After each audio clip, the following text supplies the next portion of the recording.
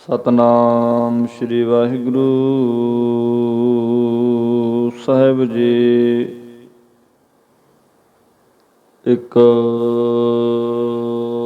ਓੰਕਾਰ ਸਤਨਾਮ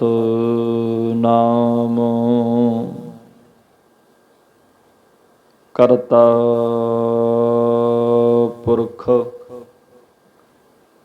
ਨਿਰਭਉ ਨਿਰਵੈਰ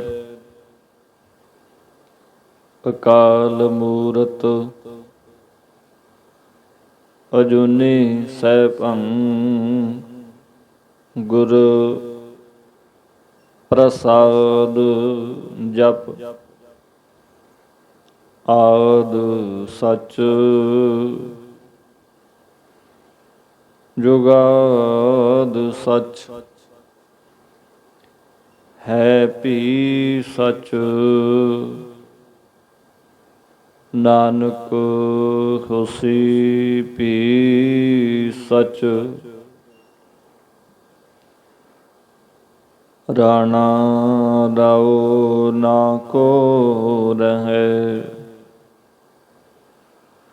ਰੰਗ ਨਾ ਤੁੰਗ ਫਕੀਰ ਬਾਰੀ ਆਪੋ ਆਪਣੀ ਕੋਈ ਨ ਬੰਧੈ ਧੀਰ ਸਰਫੈ ਸਰਫੈ ਸਦਾ ਸਦਾ ਏਵੈ ਗਈ ਬਿਹਾਇ ਨਾਨਕ ਕਿਸਨੋ ਆਖੀਐ ਬਿਨ ਪੁੱਛਿਆ ਹੀ ਲੈ ਜਾਇ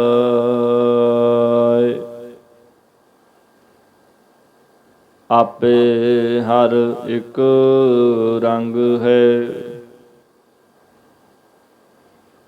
ਆਪੇ ਬਹੁ ਰੰਗੀ ਜੋ ਤਿਸ ਭਾਵੈ ਨਾਨਕਾ ਸਾਈ ਗੱਲ ਚੰਗੀ ਤੁਰ ਆਗੈ ਅਰਦਾਸ ਹਮਾਰੀ ਜਿਉ ਪਿੰਡ ਸਭ ਤੇਰਾ ਕਹੋ ਨਾਨਕ ਸਭ ਤੇਰੀ ਵਡਿਆਈ ਕੋਈ ਨਾਉ ਨਾ ਜਾਣੈ ਮੇਰਾ ਕਹੋ ਨਾਨਕ ਸਭ ਤੇਰੀ ਵਡਿਆਈ ਕੋਈ ਨਾਉ ਨਾ ਜਾਣੈ ਮੇਰਾ। ਪਰਮ ਸਤਿਕਾਰਯੋਗ ਗੁਰੂ ਰੂਪ ਸਾਧ ਸੰਗਤ ਜੀ, ਲਵਾਓ ਜੀ ਹਾਜ਼ਰੀਆਂ, ਗੁਰੂ ਫਤਿਹ ਦੀ ਸਾਂਝ ਪਾਓ। ਕੋਈ ਵੀ ਰਸਨਾ ਵਾਂਝੀ ਨਾ ਰਵੇ, ਗੱਜ ਵੱਜ ਕੇ ਸਾਰੇ ਆਖੋ ਜੀ ਵਾਹਿਗੁਰੂ ਜੀ ਕਾ ਖਾਲਸਾ ਵਾਹਿਗੁਰੂ ਜੀ ਕੀ ਫਤਿਹ। ਸਤਿਗੁਰਾਂ ਦੀ ਅੰਮ੍ਰਿਤਮਈ ਗੁਰਬਾਣੀ ਦੇ ਫਰਮਾਨ ਹਨ। ਜਿਹਾ ਚੀਰੀ ਲਿਖਿਆ ਤੇਹਾ ਹੁਕਮ ਕਮਾਹੇ, ਘੱਲੇ ਹਵੇ ਨਾਨਕਾ ਸਦੇ ਉੱਠੀ ਜਾਏ ਦੇ ਮਾਂ ਬਾਕਾ ਅਨੁਸਾਰ। ਭਾਈ ਮੱਖਣ ਸਿੰਘ ਪਿਛਲੇ ਦਿਨੀ ਸੰਸਾਰ ਤੋਂ ਅਕਾਲ ਚਲਾਣਾ ਕਰ ਗਏ ਨੇ।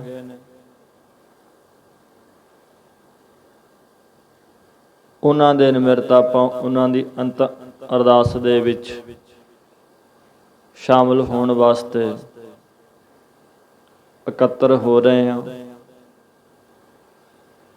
ਸਵਾਉ ਗੁਰਮੁਖੋ, ਜਿੰਨਾ ਕੁ ਸਮਾਂ ਮਹਾਰਾਜ ਸੱਚੇ ਪਾਤਸ਼ਾਹ ਦੇ ਚਰਨਾਂ 'ਚ ਬਹਿਣਾ ਹੈ, ਮਹਾਰਾਜ ਸਮਾਂ ਬਖਸ਼ਦੇ ਨੇ। ਇਸ ਮਿਲੇ ਹੋਏ ਸਮੇਂ ਨੂੰ ਆਪਣੇ ਸਵਾਸਾਂ ਨੂੰ ਲੇਖੇ ਵਿੱਚ ਲਾਉਣ ਦਾ ਯਤਨ ਕਰੀਏ। ਸੁਨੇਹਾ ਹੈ ਭਾਈ ਮੱਖਣ ਸਿੰਘ ਜੀ ਦੀ ਅੰਤਮ ਅਰਦਾਸ ਹੈ। ਜਿੰਨੀ ਕੁ ਸਵਾਸਾਂ ਦੀ ਪੂੰਜੀ ਉਹਨਾਂ ਨੂੰ ਪਰਮੇਸ਼ਰ ਦੇ ਕੋਲੋਂ ਪ੍ਰਾਪਤ ਹੋਈ, ਜਿਸ ਦਿਨ ਉਹ ਪੂੰਜੀ ਖਤਮ ਹੋਈ, ਉਹਨਾਂ ਦਾ ਦੁਨੀਆ ਚੋਂ, ਸੰਸਾਰ ਦੇ ਵਿੱਚੋਂ ਤੁਰਨਾ ਹੋ ਗਿਆ। ਵਾਰੀ ਆਉਣੀ ਆ, ਸਭ ਨੇ ਚਲੇ ਜਾਣਾ। ਇਸ ਦੁਨੀਆ ਦੇ ਵਿੱਚ ਕੋਈ ਵੀ ਸਥਿਰ ਰਹਿਣ ਵਾਲਾ ਨਹੀਂ, ਕੋਈ ਵੀ ਐਸਾ ਨਹੀਂ ਜਿਹੜਾ ਸਦਾ ਬੈਠਿਆ ਰਵੇ। ਜਿਸ ਆਸਣ ਹਮ ਬੈਠੇ ਕੇਤੇ ਬੈਸ ਗਏ। ਆਸਣ, ਜਗ੍ਹਾ, ਕੁਰਸੀਆਂ, ਘਰ-ਬਾਰ, ਮਹਿਲ ਮਾੜੀਆਂ, ਅਹੁਦੇ, ਪਦਵੀਆਂ, ਜਿੱਥੇ ਵੀ ਆ, ਪਤਾ ਨਹੀਂ ਕਿੰਨੀ ਕੁ ਦੁਨੀਆ ਬਹਿ ਕੇ ਤੁਰ ਗਈ। ਆ ਜਗ੍ਹਾ, ਆਸਣ ਜਿੱਥੇ ਬੈਠੇ ਆ, ਪਤਾ ਨਹੀਂ ਕਿੰਨੇ ਕੁ ਵਾਰੀ ਆ ਜਗ੍ਹਾ ਜਿਹੜੀ ਹੈ ਮਲੀਆ ਮੇਟ ਹੋ ਚੁੱਕੀ ਹੈ, ਮੜੀਆਂ ਬਣ ਚੁੱਕੀ ਹੈ। ਐਸੀ ਕੋਈ ਜਗ੍ਹਾ, ਥਾਂ ਨਹੀਂ ਜਿੱਥੇ ਕਿਸੇ ਦੀ ਲਾਸ਼ ਨਾ ਦਫਨਾਈ ਹੋਵੇ। ਹੁਣ ਜਿਸ ਜਗ੍ਹਾ ਅਸੀਂ ਬੈਠੇ ਹਾਂ, ਬੜੇ ਬਹਿ ਕੇ ਤੁਰ ਗਏ। ਜਿਨ੍ਹਾਂ ਜਿਨ੍ਹਾਂ ਦੇ ਨਿਮਰਤ ਅਰਦਾਸਾਂ ਹੋ ਚੁੱਕੀਆਂ ਨੇ ਅੰਤਮ ਮਰਨ ਤੋਂ ਬਾਅਦ, ਉਹ ਵੀ ਆਹ ਜਗ੍ਹਾ 'ਤੇ ਕਿਸੇ ਸਮੇਂ ਬੈਠੇ ਸੀਗੇ। ਆਹ ਜਗ੍ਹਾ ਜਿੱਥੇ ਹੁਣ ਮੈਂ ਬੈਠਿਆ, ਆਪਾਂ ਬੈਠੇ ਹਾਂ, ਕਿ ਪਤਾ ਨਹੀਂ ਕਿੰਨੇ ਕੁ ਕਥਾ ਕਰਕੇ ਬਹਿ ਕੇ ਤੁਰ ਗਏ। ਤੁਸੀਂ ਸੁਣ ਰਹੇ ਹੋ। ਉਹ ਜਿਨ੍ਹਾਂ ਦੇ ਨਿਮਰਤ ਬੇਨਤੀਆਂ ਕਰਨੀਆਂ ਆਪਾਂ, ਭਾਈ ਮੱਖਣ ਸਿੰਘ ਦੇ ਨਿਮਰਤ ਹੈ, ਉਹ ਵੀ ਕਿਸੇ ਸਮੇਂ ਆ ਜਗ੍ਹਾ 'ਤੇ ਆ ਕੇ, ਜਿੱਥੇ ਤੁਸੀਂ ਬੈਠੇ ਹੋ, ਬਹਿ ਕੇ ਸੁਣ ਕੇ ਗਏ ਆ ਕਥਾ ਵਿਚਾਰ। ਭੋਗਾਂ 'ਤੇ ਆਈਂਦਾ ਜਾਈਂਦਾ। ਭਾਵ ਸਦਾ ਰਹਿਣ ਵਾਲਾ ਕੋਈ ਨਹੀਂ ਆ। ਸਮਾਂ ਜਦੋਂ ਆ ਗਿਆ, ਬੰਦੇ ਨੇ ਇਸ ਦੁਨੀਆ ਦੇ ਵਿੱਚੋਂ ਤੁਰ ਪੈਣਾ। ਹੁਣ ਉੱਥੇ ਸਾਡੇ ਕੰਮ ਧੰਦੇ ਕੋਈ ਰਹਿੰਦੇ ਨੇ ਜਾਂ ਨਾ ਰਹਿੰਦੇ ਨੇ, ਇਹ ਸਾਡੀਆਂ ਗੱਲਾਂ ਨੇ। ਕਿ ਬੰਦੇ ਦੀਆਂ ਜੇ ਜ਼ਿੰਮੇਵਾਰੀਆਂ ਬੜੀਆਂ ਸਨ, ਪੂਰੀਆਂ ਨਹੀਂ ਹੋਈਆਂ। ਹਾਂਜੀ, ਅਜੇ ਜਾਣ ਦਾ ਸਮਾਂ ਨਹੀਂ ਸੀ। ਸਾਹਾਂ ਦੀ ਖੇਡ ਹੈ ਜੀ। ਜਿੰਨੀ ਕੁ ਸਵਾਸਾਂ ਦੀ ਪੂੰਜੀ ਮਾਲਕ ਨੇ ਬਖਸ਼ੀ ਹੈ, ਜਿਸ ਦਿਨ ਉਹ ਪੂਰੀ, ਕਿਉਂਕਿ ਜਿਹੜੀ ਗਿਣਤੀ ਮਿਣਤੀ ਦੀ ਚੀਜ਼ ਹੈ ਨਾ, ਉਹ ਖਤਮ ਹੋਏਗੀ ਹੋਏਗੀ। ਗਣ ਕਾਲੇ ਸਭ ਦਿਵਸ ਸਾਸ ਨੇ, ਵੱਢਣ ਘਟਨ ਤਿਲਸਾਰ। ਸਵਾਸ ਜਿਹੜੇ ਨੇ ਪਰਮੇਸ਼ਰ ਨੇ ਸਭ ਦੇ ਵਿੱਚ ਗਿਣ ਕੇ ਪਾਏ ਨੇ। ਕਿਹਦੀ ਕਿੰਨੀ ਕੁ ਉਮਰ ਬਾਕੀ ਹੈ, ਕੋਈ ਪਤਾ ਨਹੀਂ। ਸਾਨੂੰ ਭੁਲੇਖਾ ਹੋਵੇ ਕਿ ਮੇਰੀ ਇੰਨੀ ਉਮਰ ਹੋ ਗਈ, ਇੰਨੀ ਉਮਰ ਵੱਧ ਗਈ। ਨਹੀਂ ਜੀ, ਇੰਨੀ ਉਮਰ ਗਈ, ਇੰਨੀ ਜ਼ਿੰਦਗੀ ਲੰਘ ਗਈ ਸਾਡੀ। ਬਾਕੀ ਕਿੰਨੀ ਕੁ ਪਤਾ ਨਹੀਂ ਗਾ। ਅੱਧੀ ਲੰਘ ਗਈ, ਪੌਣੀ ਲੰਘ ਗਈ, ਜਾਂ ਸਿਰੇ 'ਤੇ ਆ ਜਮਾ। ਕੋਈ ਪਤਾ ਨਹੀਂ ਕਿਹਦੀ ਮੁਲਾਕਾਤ ਆਖਰੀ ਹੋਵੇ ਸਾਡੇ ਨਾਲ। ਕਿਆ ਪਤਾ ਅਗਲੇ ਪਲਾਂ 'ਚ ਮੈਂ ਨਾ ਹੋਵਾਂ, ਕੀ ਪਤਾ ਲੱਗਦਾ। ਚੰਗਾ ਭਲਾ ਬੰਦਾ ਖਾਂਦਾ ਪੀਂਦਾ ਹੰਡਾਉਂਦਾ, ਮਿਲਦਾ ਗਿਲਦਾ, ਬੋਲਦਾ ਚੱਲਦਾ, ਮੁੜ ਕੇ ਮਿਲਦੀ ਨਹੀਂ।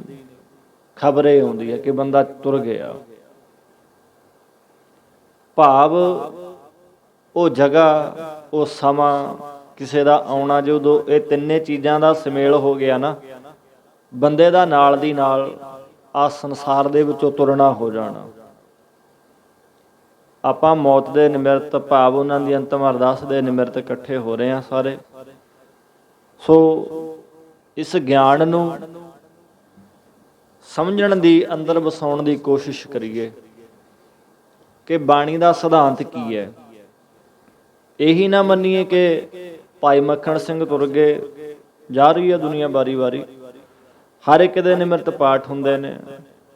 ਮੱਖਣ ਸਿੰਘ ਦੇ ਨਿਮਰਤ ਬਾਣੀ ਦੇ ਜਾਪ ਹੋਏ, ਭੋਗ ਪਾਏ। ਹੁਣ ਭੋਗ ਤੋਂ ਆਪਾਂ ਬਾਅਦ ਆ ਕਥਾ ਕਰਨੀ ਆ, ਅਰਦਾਸ ਹੋ ਜਾਣੀ ਹੈ, ਲੰਗਰ ਪ੍ਰਸ਼ਾਦਾ ਛਕ ਕੇ ਚਾਹ ਪਾਣੀ ਪੀ ਕੇ ਘਰਾਂ ਨੂੰ ਤੁਰ ਜਾਵਾਂਗੇ।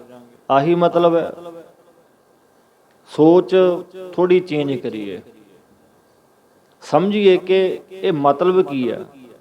ਕੋਈ ਆਵੇ ਨਾ ਆਵੇ ਭੋਗਤਾ ਤਾਂ ਵੀ ਪੈ ਜਾਣਾ, ਅੰਤਮ ਅਰਦਾਸ ਤਾਂ ਵੀ ਹੋ ਜਾਣੀਆਂ।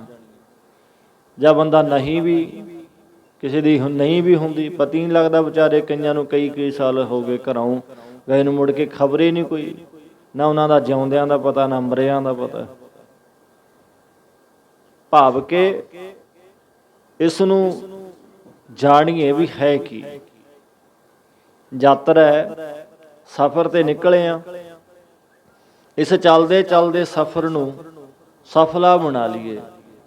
ਭਾਵ ਕਿ ਖਰਚਾ ਵਧੀਆ ਹੋਵੇ ਨਾ, ਚੰਗੀ ਕਮਾਈ ਕੀਤੀ ਹੋਵੇ, ਦੁਨਿਆਵੀ ਕਮਾਈ ਦੀ ਗੱਲ ਨਹੀਂ, ਅਧਿਆਤਮਿਕ ਗਿਆਨ ਜਿਹੜਾ ਹੈ, ਰੱਬ ਦੀ ਬੰਦਗੀ ਜਿਹੜੀ ਹੈ ਜੀ, ਚੰਗੇ ਕਰਮ, ਉਹਨਾਂ ਦੀ ਗੱਲ ਕਰਨੇ ਆਪਾਂ, ਉਹ ਬੰਦੇ ਦੇ ਕੋਲ ਹੋਣ। ਆ ਦੁਨੀਆ 'ਚ ਆਉਣਾ ਜਿਹੜਾ ਨਾ ਜੀ, ਲੇਖੇ 'ਚ ਲੱਗ ਜਾਣਾ, ਸਫਲਾ ਹੋ ਜਾਏਗਾ।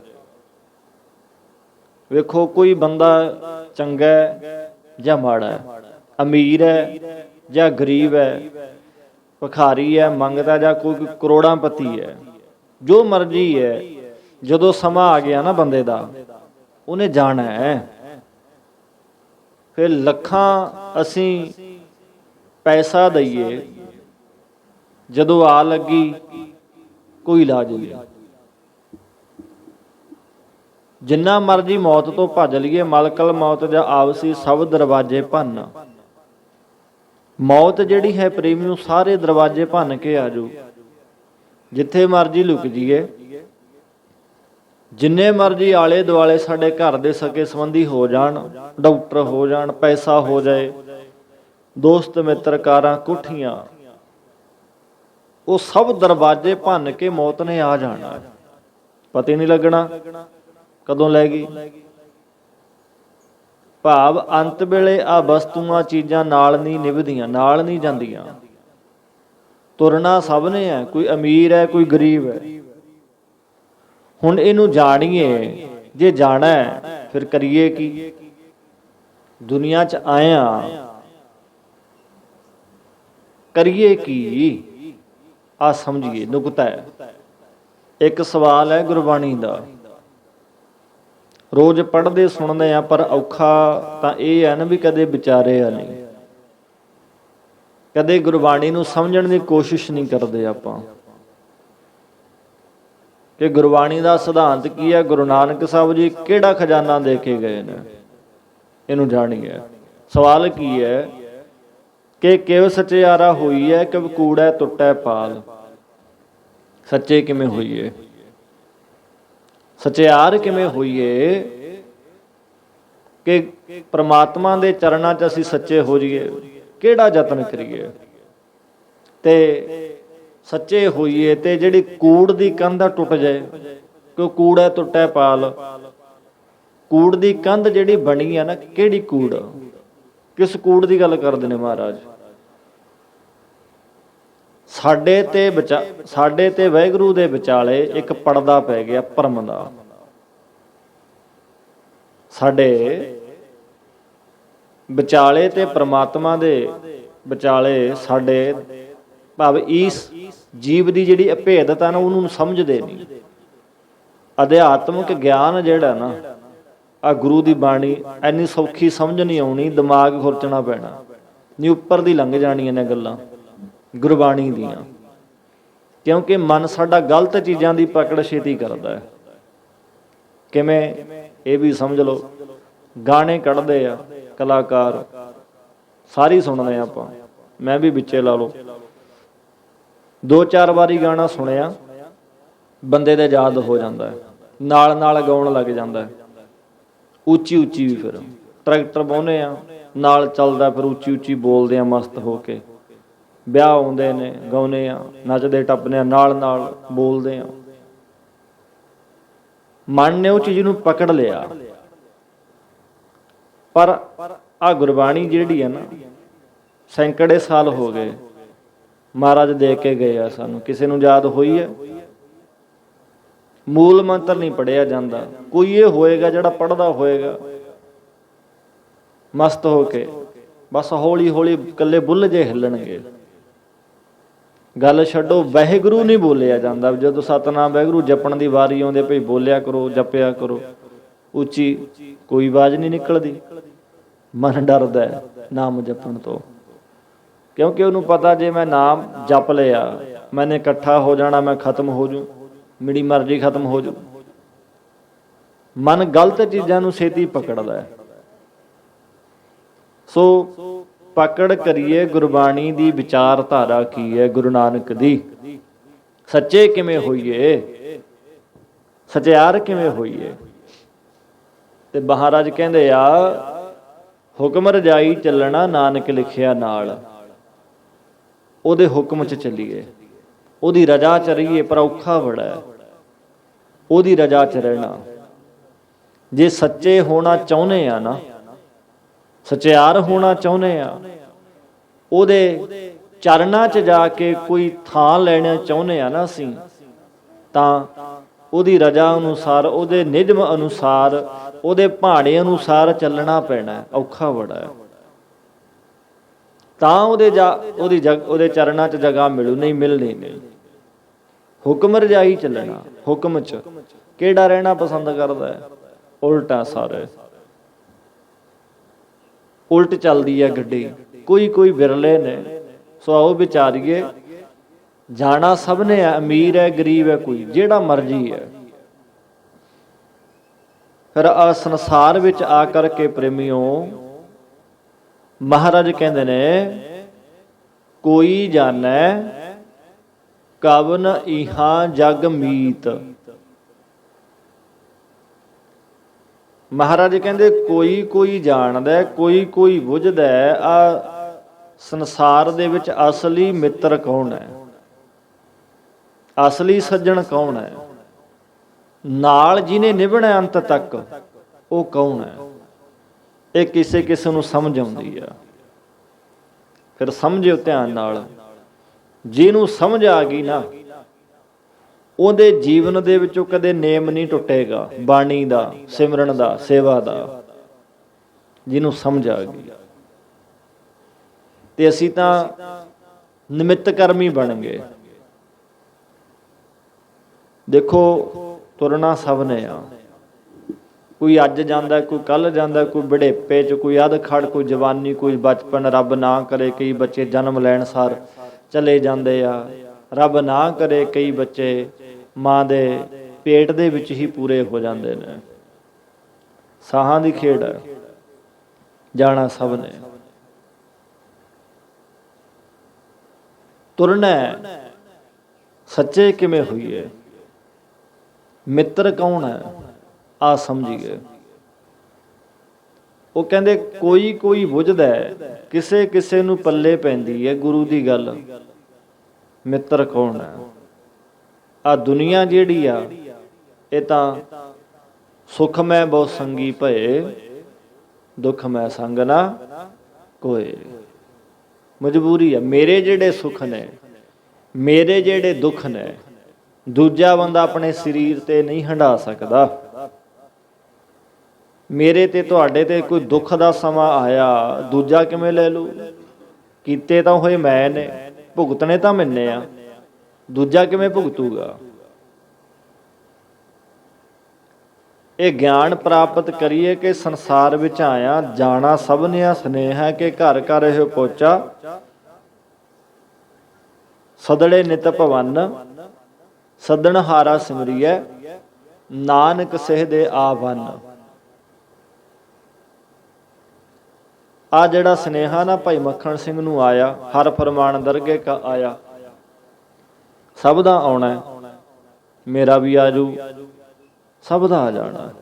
ਸੋਚੀਏ ਨਾ ਕਿ ਮੇਰਾ ਸੁਨੇਹਾ ਨਹੀਂ ਆਉਣਾ, ਮੈਨੂੰ ਮੌਤ ਨਹੀਂ ਆਊ। ਵਾਰੀ ਵਾਰੀ ਮੜੀਆਂ 'ਚ ਛੱਡਣ ਜਾ ਰਹੇ ਆ। ਹੁਣ ਭਾਈ ਮੱਖਣ ਸਿੰਘ ਵੀ ਕਈਆਂ ਨਾਲ ਗਏ, ਜਾਂਦੇ ਆ, ਮੈਂ ਵੀ ਜਾਂਦਾ। ਇੱਕ ਦਿਨ ਮੈਨੂੰ ਵੀ ਛੱਡ ਆਉਣਾ ਚੱਕ ਕੇ ਘਰਦਿਆਂ ਨੇ, ਨਾਲ ਰਿਸ਼ਤੇਦਾਰ ਮਿੱਤਰਾਂ ਨੇ। ਸੱਚ ਹੈ 'ਚ ਡਰਨਾ ਕੀ ਆ? ਪਰ ਗੱਲਾਂ ਕਰਨੀਆਂ ਸੌਖੀਆਂ, ਅੰਦਰ ਧਾਰਨਾ ਬਹੁਤ ਔਖਾ। ਜਿਹਨੂੰ ਮੌਤ ਚੇਤੇ ਹੈ, ਮੌਤ ਯਾਦ ਆ ਗਈ, ਗੁਰਮੁਖੋ ਆਪਣਾ ਅੰਤ ਸਮਾਂ ਯਾਦ ਆ ਗਿਆ ਨਾ, ਉਹ ਫਿਰ ਕਿਸੇ ਦਾ ਮਾੜਾ ਨਾ ਕਰ ਗਿਆ। ਉਹਦੇ ਜੀਵਨ ਦੇ ਵਿੱਚੋਂ ਨੇਮ ਨਹੀਂ ਟੁੱਟੂ। ਸੇਵਾ ਸਿਮਰਨ ਦੀ ਲੜੀ ਨਹੀਂ ਟੁੱਟੂ। ਅਸੀਂ ਤਾਂ ਨਿਮਿੱਤ ਕਰਮ ਹੀ ਬਣ ਗਏ। ਨਿਮਿੱਤ ਅਸਲੀ ਮਿੱਤਰ ਨੂੰ ਜਾਣਿਆ ਨਹੀਂ, ਸੱਜਣ ਨੂੰ ਸਮਝਿਆ ਨਹੀਂ ਕਿ ਨਾਲ ਨਿਭਣ ਵਾਲਾ ਮਿੱਤਰ ਕੌਣ ਆ। ਨਾਲ ਕਿਹਨੇ ਨਿਭਣਾ, ਨਾਲ ਕੌਣ ਜਾਊਗਾ। ਸਤਿਗੁਰ ਕਹਿੰਦੇ ਆ ਜੀ, ਹਮਰੂ ਕਰਤਾ ਰਾਮ ਸਨੇਹੀ, ਕਾਹੇ ਰੇ ਨਰ ਗਰਭ ਕਰਤੋ ਬਿਨ ਸਜਾਹੇ ਝੂਠੀ ਦੇਹੀ। ਸਾਡਾ ਇੱਕ ਸਨੇਹੀ ਜਿਹੜਾ ਇੱਕ ਪਰਮੇਸ਼ਰ ਹੈ। ਗਰਭ ਕੀ ਕਰਨਾ, ਮਾਣ ਕੀ ਕਰਨਾ, ਆਹ ਦੇਹ ਨੇ ਤਾਂ ਬਿਨ ਸਜਾਣਾ। ਮੈਲ ਹੈ, हार्ड मार्स नाड़ी को पिंजर पंखी बसे बेचारा, प्राणी क्या मेरा क्या तेरा, जैसे तरबर पंख बसेरा। भाव की मेरा की तेरा, मेर तेरे कर रहे हैं ना आपां, इत्थे ही रह जांदा सब कुछ। पर कलयुग आ समझावे, समझ किवें आवे। गुरु दी बाणी नाल जुड़ गए तां समझ आ जूगी गल। नहीं एक इंच थां पिछे, थोड़े जे बोलण पिछे कतल हो जाते हैं, हो रहे हैं, वेख रहे आप। एक सच्चा मित्र स्नेही साडा परमेश्वर है। मान क्यों करिए, बिन सजाहे झूठी देही। आ दे झूठ है, सच कोई नहीं। क्योंकि आ संसार दे विच मरना सच है, जिउणा झूठ है। बिन सजाना ने हर एक युग दे विच जेड़ा भी आया उन्हें जाना कीता है। गए कर कर कूच, मेरी मेरी कैरो करते दुर्योधन से भाई। 12 योजन छत्र चलै था, देही गिरज न खाई, देही गिरज ना खाई। दो अर्थ ने।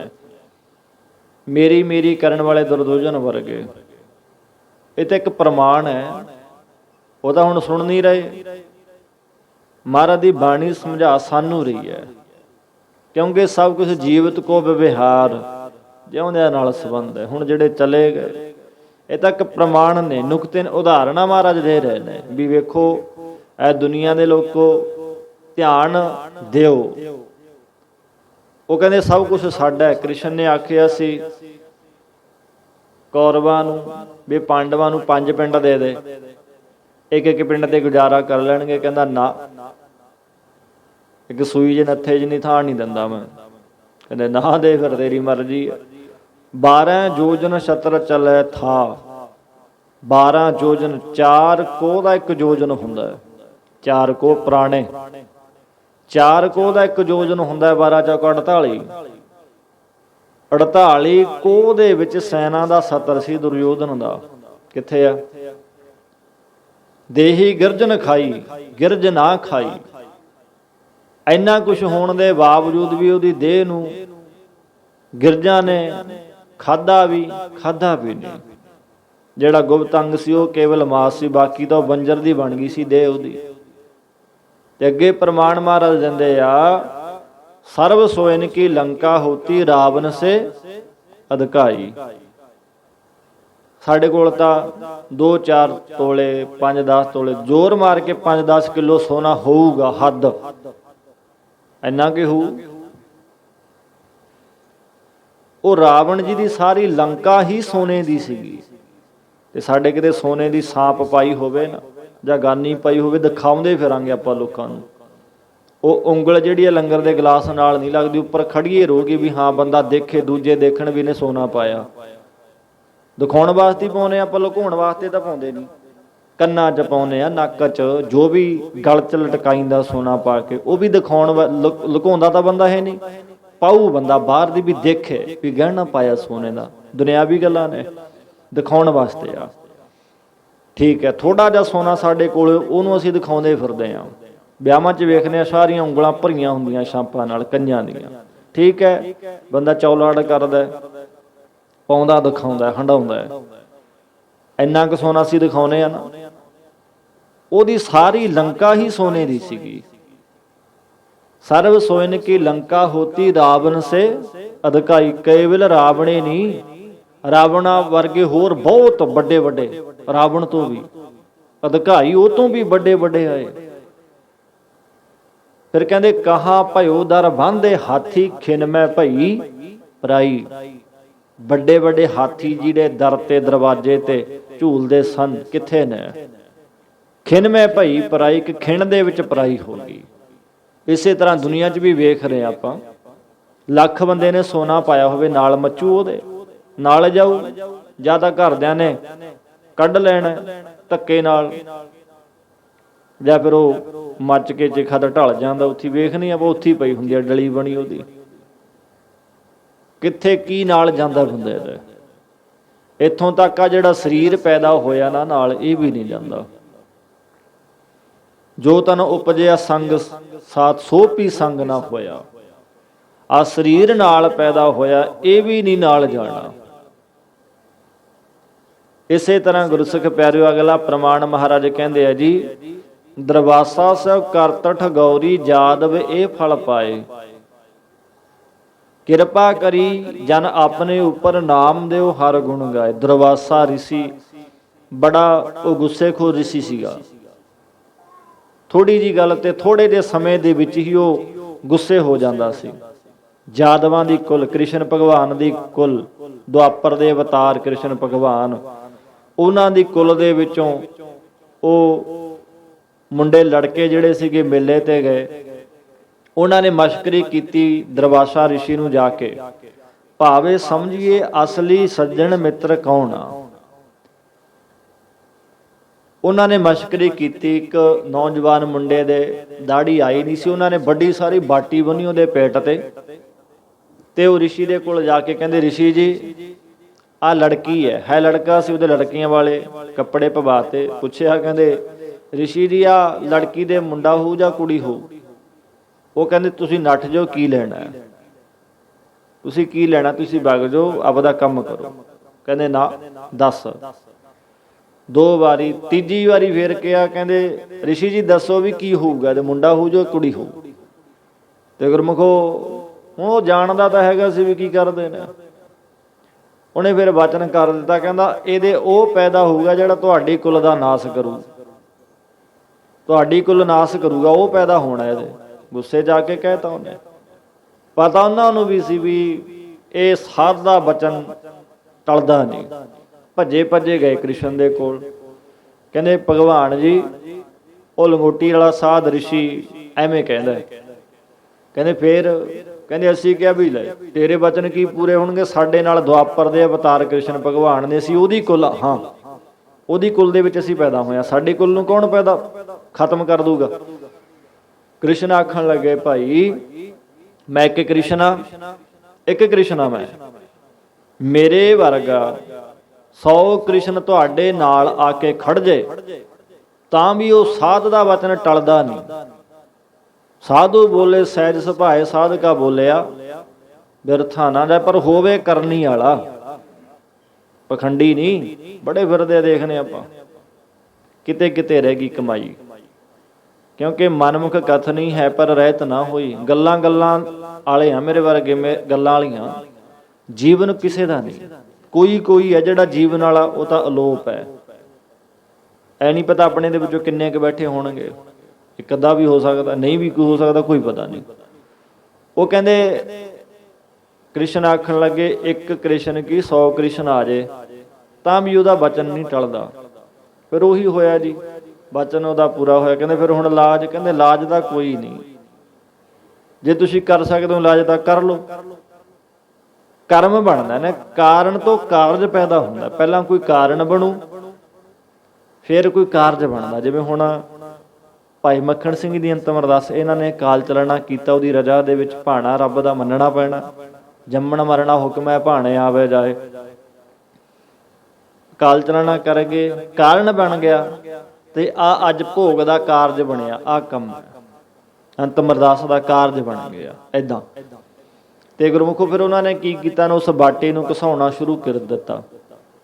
ਘਸਾਉਣਾ ਸ਼ੁਰੂ ਕੀਤਾ, ਉਹ ਫਿਰ ਘਸਾਈ ਗਏ। ਉਹ ਬਾਟੀ ਨੂੰ ਲੋਹੇ ਦੀ ਸੀਗੀ, ਘਸਾਈ ਗਏ। ਜਿੱਥੇ ਉਹਦੀ ਰੀਣ ਜਾਂ ਉਹਦਾ ਬੂਰ ਡਿੱਗਿਆ, ਉੱਥੇ ਪੁੱਠ ਕੰਡਾ ਪੈਦਾ ਹੋਇਆ। ਕਹਿੰਦੇ ਨੇ ਕੁਛ ਵੀ ਪੈਦਾ ਹੋਇਆ ਉੱਥੇ। ਤੇ ਜਿਹੜਾ ਫਿਰ ਛੋਟਾ ਜਿਹਾ ਟੁਕੜਾ ਰਹਿ ਗਿਆ ਨਾ, ਉਹ ਬਾਟੀ ਦਾ ਚੁੱਕ ਕੇ ਉਹਨਾਂ ਨੇ ਸਮੁੰਦਰ ਡੇਗ ਦਿੱਤਾ। ਉਹ ਸਮੁੰਦਰ 'ਚ ਜਾ ਕੇ ਕਿਸੇ ਮੱਛੀ ਦੇ ਮੂੰਹ 'ਚ ਚਲਾ ਗਿਆ।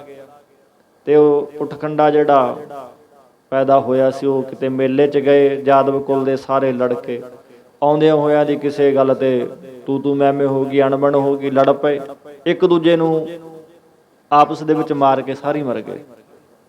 ਉਹ ਪੁੱਠਖੰਡੇ ਦੇ ਵਿੱਚ ਉਹੀ ਬਾਟੀ ਤੋਂ ਪੈਦਾ ਹੋ ਗਿਆ ਉਹ ਸਭ ਕੁਛ, ਪੁੱਠਕੰਡਾ।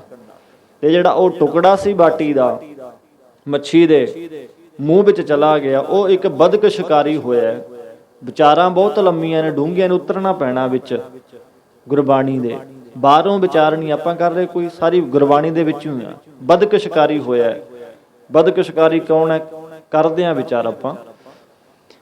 ਉਹ ਬਦਕ ਸ਼ਿਕਾਰੀ ਨੇ ਉਸ ਮੱਛੀ ਨੂੰ ਪਕੜਿਆ।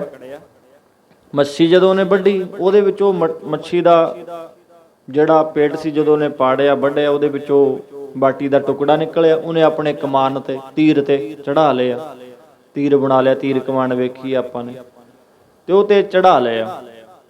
ਤੇ ਗੁਰਮੁਖ ਪਿਆਰਿਓ, ਫਿਰ ਕੀ, ਉਹ ਬਦਕ ਸ਼ਿਕਾਰੀ ਆਪਣੇ ਸ਼ਿਕਾਰ ਭਾਲਦਾ ਫਿਰਦਾ ਰਹਿੰਦਾ। ਫਿਰ ਜਾਦਵ ਕੁਲ ਦਾ ਆਖਰੀ ਦੀਵਾ ਜਿਹੜਾ ਸੀ ਨਾ, ਕ੍ਰਿਸ਼ਨ ਭਗਵਾਨ ਪਏ ਨੇ ਲੱਤ ਤੇ ਲੱਤ ਧਰੀ।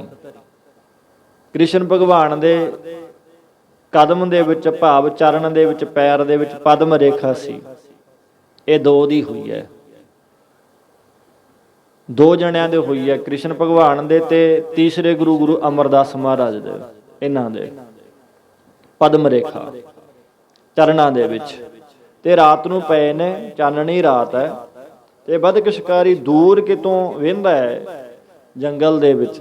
ਉਹ ਜਦੋਂ ਕ੍ਰਿਸ਼ਨ ਭਗਵਾਨ ਲੱਤ ਤੇ ਲੱਤ ਧਰੀ ਪਏ ਨੇ, ਉਹ ਦੂਰ ਕਿਤੋਂ ਉਹ ਜਿਹੜੀ ਪਦਮ ਰੇਖਾ ਸੀ ਚਮਕ ਗਈ ਪੈਰ ਦੇ ਵਿੱਚੋਂ, ਚਰਨ ਦੇ ਵਿੱਚੋਂ ਕ੍ਰਿਸ਼ਨ ਭਗਵਾਨ ਦੇ। ਬਦਕ ਸ਼ਿਕਾਰੀ ਨੇ ਦੂਰੋਂ ਤੀਰ ਸਿੰਨਿਆ ਛੱਡ ਦਿੱਤਾ।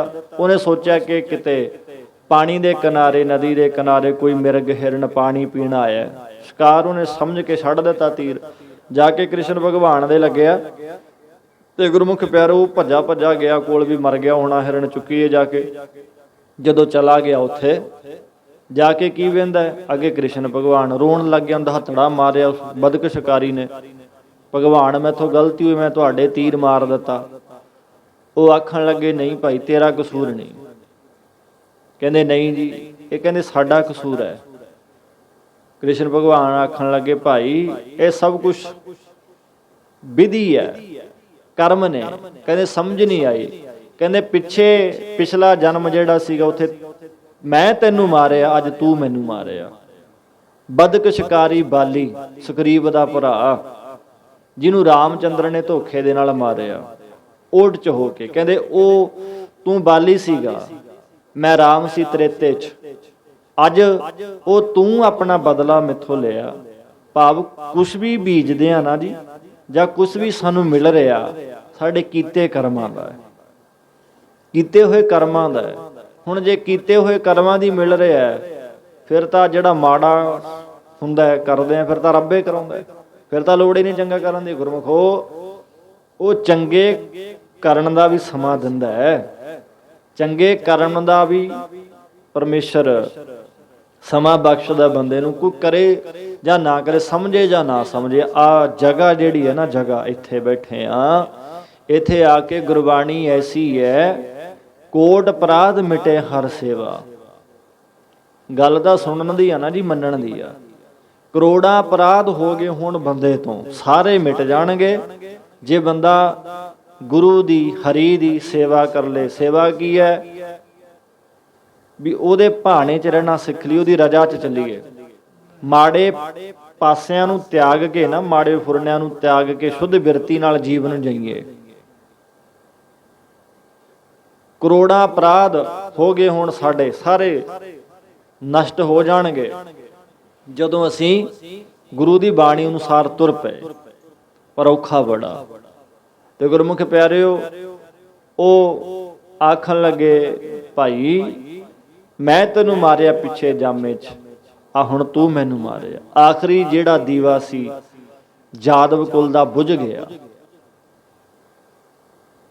ਭਾਵ ਜੋ ਬੰਦਾ ਕਰਦਾ ਅੱਗੇ ਆਉਣਗੇ, ਜਿੱਦਾਂ ਦੇ ਵੀ ਨੇ। ਆ ਹੁਣ ਚੰਗਾ ਕਰਨ ਦਾ ਮਾਲਕ ਸਮਾਂ ਦੇ ਰਹੇ ਨੇ। ਇੱਥੇ ਬਾਣੀ ਸੁਣ ਕੇ ਵਿਚਾਰ ਕਰਕੇ ਚੰਗੇ ਕਰਮ ਬਣਨੇ ਸ਼ੁਰੂ ਹੁੰਦੇ ਨੇ, ਪਰ ਅਸੀਂ ਅੰਦਰ ਹੀ ਨਹੀਂ ਆਉਂਦੇ। ਬਾਹਰ ਅੰਦਰ ਤਾਂ ਥੋੜੇ ਜਿਹੇ ਬੈਠੇ ਆਪਾਂ, ਬਾਹਰ ਬਹੁਤ ਬੈਠੇ ਨੇ। ਉਹਨਾਂ ਦਾ ਧਿਆਨ ਮੋਬਾਈਲਾਂ 'ਚ, ਗੱਲਾਂ 'ਚ। ਕਲਯੁਗ ਹੈ ਜੀ, ਪਕੜੇ ਨਹੀਂ ਕਰਦਾ ਮਨ ਸਾਡਾ। ਕਸੂਰ ਕਿਸੇ ਦਾ ਨਹੀਂ ਇੱਥੇ, ਮਨ ਕਿਉਂਕਿ ਮਨ ਜਿਹੜਾ ਨਾ ਗਲਤ ਚੀਜ਼ਾਂ ਨੂੰ ਪਕੜਦਾ। ਵਿਚਾਰ ਆਪਾਂ ਪਹਿਲਾਂ ਕੀਤੀ ਆ। ਹੁਣ ਕਿੰਨੀ ਵਿਚਾਰ ਆਪਾਂ ਤਕਰੀਬਨ ਪੌਣਾ ਘੰਟਾ ਹੋ ਗਿਆ ਕਥਾ ਕਰਦਿਆਂ ਨੂੰ, ਥੋੜੀ ਜਿਹੀ ਪੱਲੇ ਪਈ ਹੋਊਗੀ। ਇਸ ਪੌਣੇ ਘੰਟੇ ਦੇ ਵਿੱਚ ਇੱਕ ਅੱਧੀ ਗਲਤ, ਕੋਈ ਗਲਤ ਨਿਕਲ ਗਈ ਮੂੰਹ ਚੋਂ, ਉਹਦੀ ਨਾਲ ਦੀ ਨਾਲ ਅਸੀਂ ਨੇ ਪਕੜ ਲੈਣੇ ਆ ਵੀ ਆਹ ਗੱਲ ਬੋਲੀ ਆ ਗਲਤ। ਇੱਕ ਸਮਝਣ ਦਾ ਨੁਕਤਾ ਹੈ। 1.5-2 ਘੰਟਾ ਆਪਾਂ ਬੈਠਾਂਗੇ, 1.5-2 ਘੰਟਾ ਵਿਚਾਰ ਕੀਤੀ ਹੋਈ ਪੱਲੇ ਨਹੀਂ, ਕੋਈ ਗੱਲ ਗਲਤ ਹੋ ਗਈ। ਚਾਮਨ ਦੀ ਜੀਵ ਹੈ, ਕੀ ਪਤਾ ਲੱਗਦਾ। ਬੰਦਾ ਗਲਤੀਆਂ ਦਾ ਪੁਤਲਾ ਹੈ ਜੀ। ਜੇ ਬੰਦਾ ਗਲਤੀ ਨਾ ਕਰੇ ਉਹ ਫਿਰ ਇਨਸਾਨ ਨਹੀਂ, ਉਹ ਤਾਂ ਭਗਵਾਨ ਬਣ ਗਿਆ। ਹਰ ਇੱਕ ਬੰਦਾ ਗਲਤੀਆਂ ਕਰਦਾ, ਕੋਈ ਮੰਨੇ ਨਾ ਮੰਨੇ, ਕਿਵੇਂ ਗਲਤੀ ਨਹੀਂ ਕਰਦਾ, ਸਭ ਕਰਦੇ ਨੇ। ਕੋਈ ਗਲਤੀਆਂ ਲੁਕੋ ਲੈਂਦਾ, ਪਰ ਜਿਹਦੀਆਂ ਇੰਨੇ ਜ਼ਿਆਦੇ ਵੱਧ ਜਾਂਦੀਆਂ ਨੇ ਫਿਰ ਉੱਪਰ ਆ ਜਾਂਦੀਆਂ ਨੇ। ਔਗਣ ਵੱਧ ਗਏ, ਉੱਪਰ ਆਉਣਗੇ। ਕੋਈ ਲੁਕੋ ਲੈਂਦਾ, ਪਰਦਾ ਪਾ ਲੈਂਦਾ। ਪਰ ਗੁਰਮੁਖੋ, ਦੁਨੀਆ ਤੋਂ ਪਾ ਲਾਂਗੇ ਪਰਦਾ, ਉਹ ਤੋਂ ਨਹੀਂ ਪੈਂਦਾ, ਮਾਲਕ ਤੋਂ। ਅੱਗੋਂ ਦੇਖੈ ਪਿੱਛੋਂ ਦੇਖੈ, ਤੁਝ ਤੇ ਕਹਾਂ ਛੁਪਾਵੈ। ਅੱਗੋਂ ਦੇਖਦਾ ਬੰਦਾ, ਪਿੱਛੋਂ ਦੇਖਦਾ ਵੀ ਕੋਈ ਨਹੀਂ ਦੇਂਦਾ, ਕਿਸੇ ਨੂੰ ਨਹੀਂ ਦਿਖ ਰਿਹਾ। ਪਰ ਗੁਰਮੁਖੋ, ਰੱਬ ਤਾਂ ਦੇਖਦਾ ਨਾ, ਰੱਬ ਨੂੰ ਤਾਂ ਪਤਾ, ਸਭ ਪਤਾ, ਸਭ ਜਾਣਦਾ। ਸੋ ਮਨ ਗਲਤ ਚੀਜ਼ਾਂ ਪਕੜਦਾ। ਇੱਥੇ ਬਹਿ ਕੇ ਰੱਬ ਰੱਬ ਕਰ ਲਈ 10 ਮਿੰਟ, ਕੋਈ 5-4 ਮਿੰਟ ਗੁਰਬਾਣੀ ਦੀ ਵਿਚਾਰ ਅੰਦਰ ਵਸ ਗਈ, ਸਮਝ ਆ ਗਈ ਗੁਰਬਾਣੀ ਦੀ, ਸਕੂਨ ਮਿਲ ਜਾਣਾ। ਸਾਡੇ ਮਾੜੇ ਕਰਮ ਜਿਹੜੇ ਨੇ ਮਾਲਕ ਨੇ ਖਤਮ ਕਰ ਲੰਘਾ ਦੇਣੇ ਨੇ, ਉਹਨਾਂ ਦੀ ਸਪੀਡ ਵਧਾ ਦੇਣੀ ਹੈ। ਸੁਪਨੇ 'ਚ ਕਟਾਉਂਦਾ ਹੈ, ਜਾਂ ਕਈ ਵਾਰ ਉਹ ਸੂਲੀ ਤੋਂ ਸੂਲ ਬਣਾ ਦਿੰਦਾ ਹੈ ਮਾਲਕ। ਕੀਤੇ ਹੋਏ ਆਪਣੇ ਹੁੰਦੇ ਨੇ। ਸੋ ਮਹਾਰਾਜ ਕਹਿੰਦੇ ਆ ਜੀ, ਕਿਰਪਾ ਕਰੀ ਜਨ ਆਪਣੇ ਉੱਪਰ, ਨਾਮ ਦਿਓ ਹਰ ਗੁਣ ਗਾਏ। ਇਹ ਰੱਬ ਜੀ, ਆਪਣੇ ਜਨ ਨਾਮ ਦੇਵਤੇ ਤੂੰ ਕਿਰਪਾ ਕਰ, ਤੇਰੇ ਗੁਣ ਗਾਉਂਦੇ ਰਹੀਏ। ਭਾਵ ਕੋਈ ਆਪਣਾ ਸਨੇਹੀ ਰੱਬ ਨੂੰ ਜਾਣਦਾ, ਕੋਈ ਸਮਝਦਾ ਕਿ ਅਸਲੀ ਮਿੱਤਰ ਕੌਣ ਹੈ। ਜੋ ਵਿਚਾਰ ਆਪਾਂ ਆਰੰਭ ਕੀਤੀ ਕਿ ਕੋਈ ਜਾਣੈ ਕਵਨ ਇਹਾਂ ਜਗ ਮੀਤ, ਕੋਈ ਬੁਝਦਾ ਅਸਲੀ ਮਿੱਤਰ ਕੌਣ ਹੈ। ਬੁੱਝੂ ਕੌਣ, ਜਿਸ ਹੋਏ ਕਿਰਪਾਲ ਸੋਈ ਵਿਦ ਬੁਝੈ, ਤਾਂ ਕੀ ਨਿਰਮਲ ਰੀਤ। ਜੀਤੇ ਉਹ ਕਿਰਪਾ ਕੀਤੇ ਕਰੂ, ਜਿਹੜਾ ਉਹਦੀ ਮੰਨੂ। ਮਾਂ ਬਾਪ ਜ਼ਮੀਨ ਜਾਇਦਾਦ ਜਾਂ ਪੈਸਾ ਟਕਾ ਕਿਹਨੂੰ ਦਿੰਦਾ ਜੀ? ਜਿਹੜਾ ਧੀ ਪੁੱਤ ਆਗਿਆ 'ਚ ਚੱਲਦਾ, ਜਿਹੜਾ ਆਕੀ ਚੱਲਦਾ, ਬਾਲੇ ਕੱਢਦਾ, ਮਾਂ ਪਿਓ ਦੇ ਗਾਲਾਂ ਕੱਢਦਾ, ਪੈਸੇ ਫਾਲਤੂ ਉਡਾਉਂਦਾ, ਮਾਂ ਬਾਪ ਉਹਨੂੰ ਚੰਗਾ ਥੋੜ੍ਹੀ ਕਹੂ। ਉੱਥੇ ਫਿਰ ਉਹਦੇ ਵਚਨ ਹੁੰਦੇ ਨੇ, ਐਦੂ ਦਾ ਤੂੰ ਸਾਡੇ ਨਾ ਹੁੰਦਾ, ਐਦੂ ਦਾ ਧੀ ਦੇ ਦਿੰਦਾ, ਐਦੂ ਦਾ ਧੀ ਹੋ ਜਾਂਦੀ। ਭਾਵ ਮਾੜੀ ਔਲਾਦ ਨੂੰ ਮਾਂ ਪਿਓ ਵੀ ਨਹੀਂ ਐਕਸੈਪਟ ਕਰਦਾ। ਪਰਮੇਸ਼ਰ ਪਰਮਾਤਮਾ ਫਿਰ ਸਾਨੂੰ ਕਿਵੇਂ ਨੇੜੇ ਲਾ ਲਓ ਜੀ। ਦੁਨਿਆਵੀ ਨੁਕਤੇ ਨੇ, ਉਹ ਵੀ ਤਾਂ ਨੇੜੇ ਲਾਓ ਜੇ ਅਸੀਂ ਉਹਦੀ ਆਗਿਆ 'ਚ ਚੱਲਾਂਗੇ, ਉਹਦੇ ਭਾਣੇ 'ਚ ਚੱਲਾਂਗੇ, ਉਹਦੀ ਮੰਨ ਕੇ ਚੱਲਾਂਗੇ। ਜੇ ਮੰਨਿਆ ਹੀ ਨਹੀਂ ਤਾਂ ਉਹਦੇ ਚਰਨਾਂ ਦੇ ਨੇੜੇ ਨਹੀਂ ਪਹੁੰਚ ਸਕਦੇ। ਕਿਰਪਾ ਉਹਦੀ ਤਾਂ ਹੋਊ ਜੇ ਅਸੀਂ ਉਹਦੀ ਗੱਲ ਮੰਨ ਕੇ ਤੁਰਾਂਗੇ। ਆਹ ਗੱਲਾਂ ਕਰਨੀਆਂ, ਕਥਾ ਕਰਨੀ ਬਾਹਰੋਂ ਨੇ, ਸੌਖੀ ਆ। ਕਮਾਉਣੀ ਬਹੁਤ ਔਖੀ ਆ। ਸਿੱਖੀ ਦਾ, ਧਰਮ ਦਾ ਪਹਿਰਾਵਾ ਪਾਉਣਾ ਸੌਖਾ ਹੈ, ਪਰ ਧਰਮ ਕਮਾਉਣਾ ਬਹੁਤ ਔਖਾ। ਜਿਹੜੇ ਕਮਾਉਂਦੇ ਨੇ ਉਹ ਸਿਰ ਧੜ ਦੀ ਬਾਜੀ ਲਾਉਂਦੇ ਨੇ।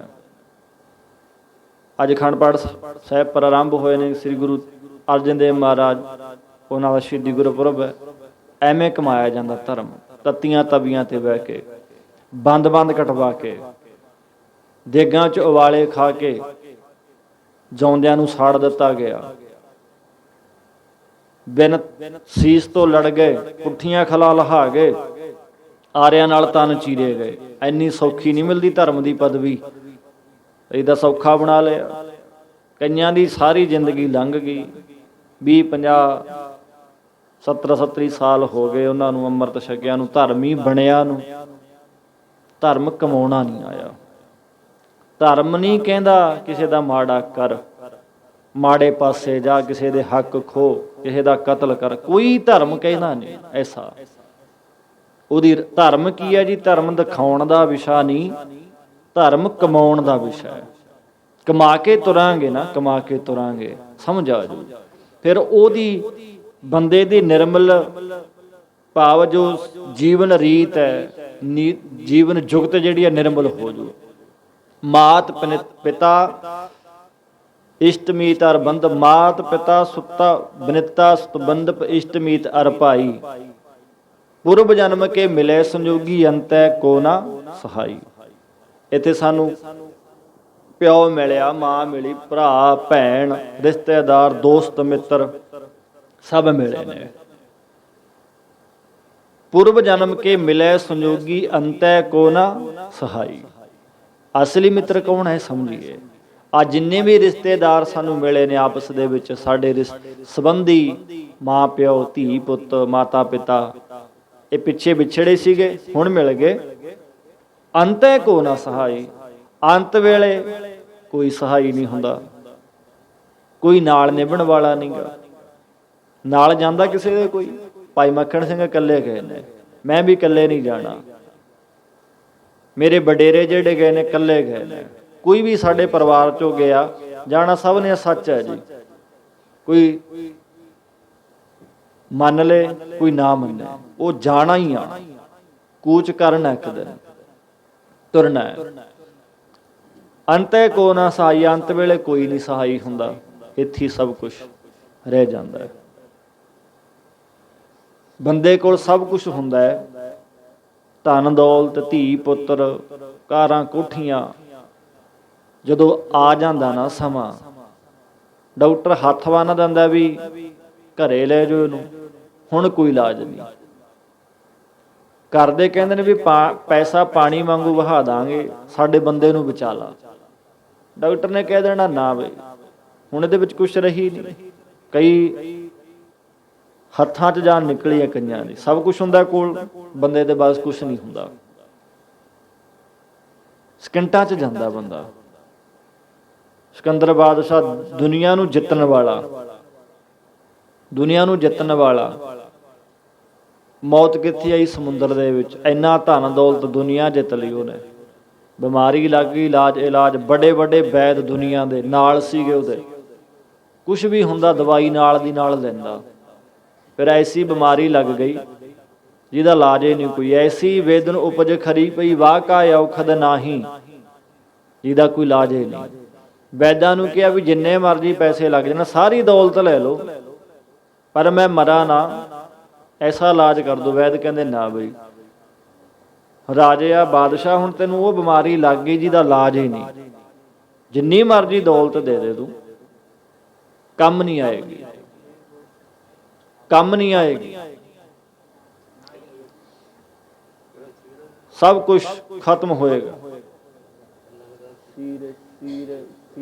ਸੀਰੇ ਨਾ ਹੈਗਾ ਨੰਬਰ, ਸੀਰੇ ਨੂੰ ਕਿਹਾ ਹੈਗਾ ਨੰਬਰ ਹੈਗਾ ਸੀਰੇ ਦਾ ਨੰਬਰ ਹੈ।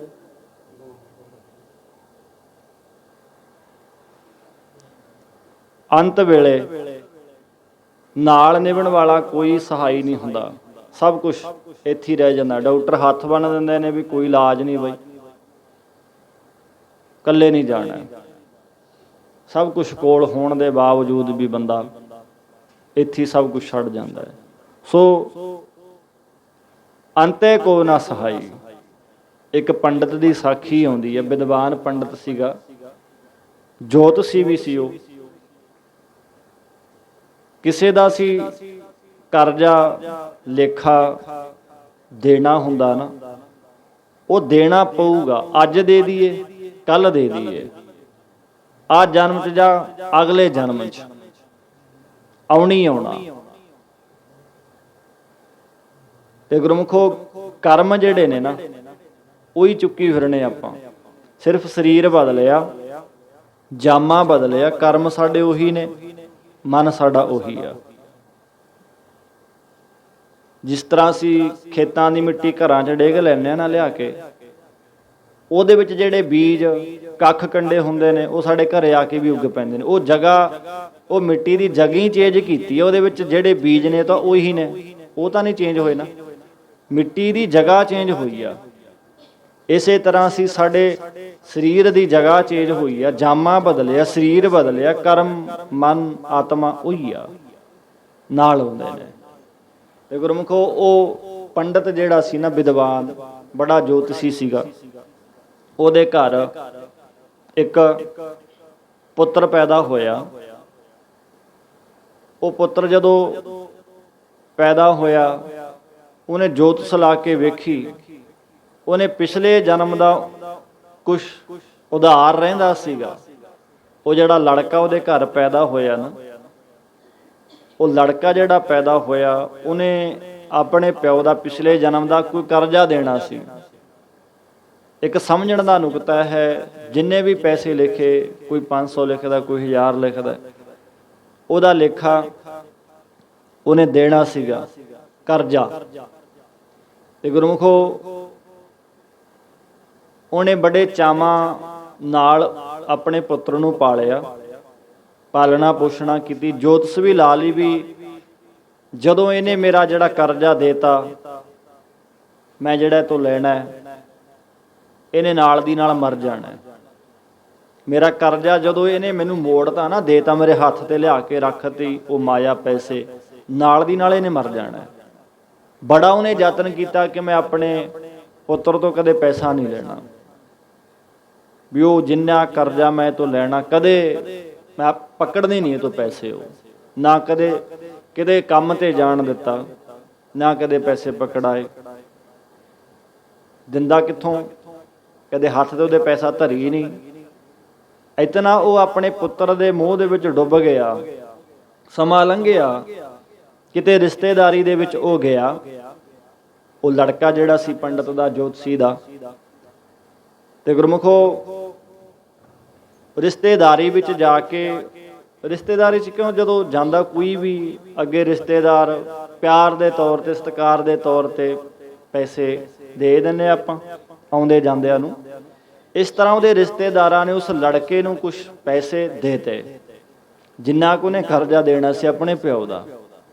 ਤੇ ਗੁਰਮੁਖੋ ਜਦੋਂ ਉਹ ਮੁੜ ਕੇ ਆਇਆ ਨਾ ਰਿਸ਼ਤੇਦਾਰੀ ਦੇ ਵਿੱਚੋਂ, ਲੜਕਾ ਲਿਆ ਕੇ ਜਿਹੜਾ ਰਿਸ਼ਤੇਦਾਰਾਂ ਨੇ ਉਹਨੂੰ ਦਿੱਤਾ ਸੀ ਧਨ ਦੌਲਤ, ਥੋੜਾ ਬਹੁਤਾ ਪੈਸਾ ਉਹਨੂੰ ਪਕੜਾਇਆ, ਉਹਨੇ ਲਿਆ ਕੇ ਆਪਣੇ ਪਿਓ ਨੂੰ ਫੜਾਤੇ, ਪਿਓ ਨੂੰ ਪਕੜਾ ਦਿੱਤੇ। ਪੁੱਤਰ ਮੋਹ ਦੇ ਵਿੱਚੋਂ ਡੁੱਬਿਆ ਸੀ, ਉਹਨੇ ਪਕੜ ਲਏ। ਫੜਨ ਸਾਰ ਗੁਰਮੁਖ ਦਾ ਕਰਜ਼ਾ ਜਿਹੜਾ ਸੀ ਲਹਿ ਗਿਆ।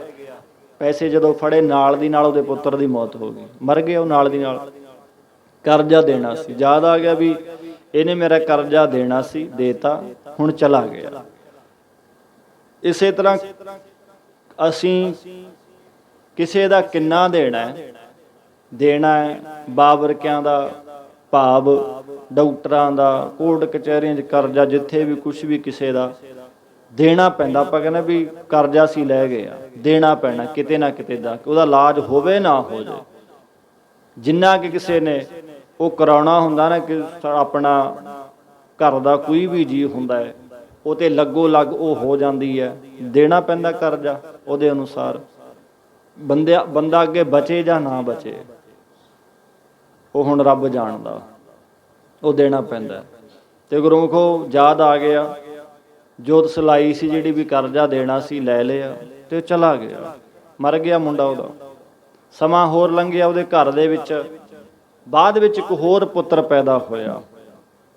ਉਸੇ ਪੰਡਤ ਦੇ ਘਰੇ ਇੱਕ ਹੋਰ ਪੁੱਤਰ ਪੈਦਾ ਹੋਇਆ। ਉਹਨੂੰ ਵੀ ਚੌਲਾੜ ਦੇ ਨਾਲ ਉਹਨੇ ਪਾਲਣਾ ਕੀਤਾ।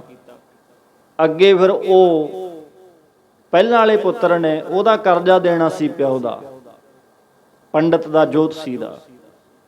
ਤੇ ਜਿਹੜਾ ਬਾਅਦ ਵਿੱਚ ਪੁੱਤਰ ਪੈਦਾ ਹੋਇਆ, ਉਹ ਪੁੱਤਰ ਦਾ ਕਰਜ਼ਾ ਪਿਓ ਨੇ ਦੇਣਾ ਸੀਗਾ। ਅਕਲ ਤੇ ਪੜਦਾ ਪਿਆ, ਉਹ ਪੁੱਤਰ ਦਾ ਕਰਜ਼ਾ ਦੇਣਾ ਸੀ ਉਹਨੇ। ਬੱਚਾ ਘਰ ਵਿੱਚ ਜਨਮਿਆ, ਪੈਦਾ ਹੋਇਆ। ਤੇ ਗੁਰਸਿੱਖ ਪਿਆਰਿਓ, ਸਮਾਂ ਲੰਘਿਆ, ਫਿਰ ਖੁਸ਼ੀ ਦੇ ਵਿੱਚ ਇਤਨਾ ਮਗਰੂਰ ਹੋ ਗਿਆ ਆਪਣੇ ਪੁੱਤਰ ਦੇ। ਜਿੰਨਾ ਕੁ ਕਰਜ਼ਾ ਦੇਣਾ ਸੀ ਉਹ ਪੈਸਾ ਉਹਨਾਂ ਨੇ ਉਹਦੇ ਖੁਸ਼ੀ ਦੇ ਵਿੱਚ ਆਪਣੇ ਪੁੱਤਰ ਦੇ ਨਿਮਰਤ ਖੁਸ਼ੀ ਦੇ ਵਿੱਚ ਵੰਡ ਦਿੱਤਾ, ਦਾਨ ਕਰ ਦਿੱਤਾ, ਕਹੀਏ ਖਰਚ ਕਰ ਦਿੱਤਾ। ਜਿਉਂ ਹੀ ਉਹ ਖਰਚਾ ਪੂਰਾ ਹੋਇਆ ਉਹ ਦੂਜਾ ਪੁੱਤ ਵੀ ਚਲਾ ਗਿਆ।